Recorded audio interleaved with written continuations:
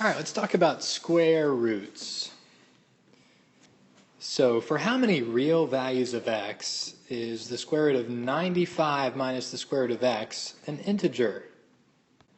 Well, one thing to know is you can't take the square root of a negative, hence the words real values.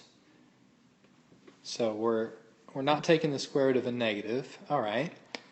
And then the other thing is, in order for a square root to be an integer, it must be a perfect square. All right, so what are perfect squares? Well, we have 0 squared is 0. That's an integer. 1 squared is 1. 2 squared is 4. 3 squared is 9. 4 squared is 16. 5 squared is 25. We're going to keep going with that. Next one's 36. 49, 64, 81, and then 100.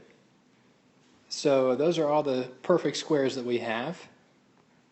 So how many real values can this be? Well, if we have 95 and we're subtracting these perfect squares from 95, basically it can't be anything bigger than 95. So we're looking for all the perfect squares that are less than 95.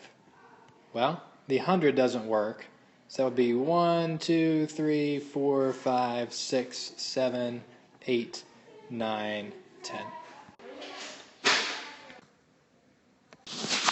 All right, let's try this one on our own. Same question, but we're using 64. Actually, let's make that 65. So 65 minus the square root of x. How many real values of x is that an integer?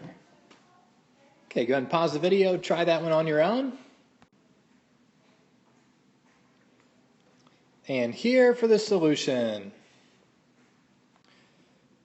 All right, so we're looking for the perfect squares that are less than the 65.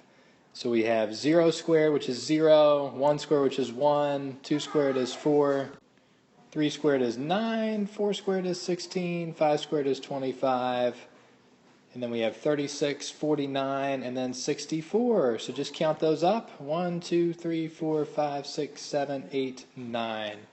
9 is our answer.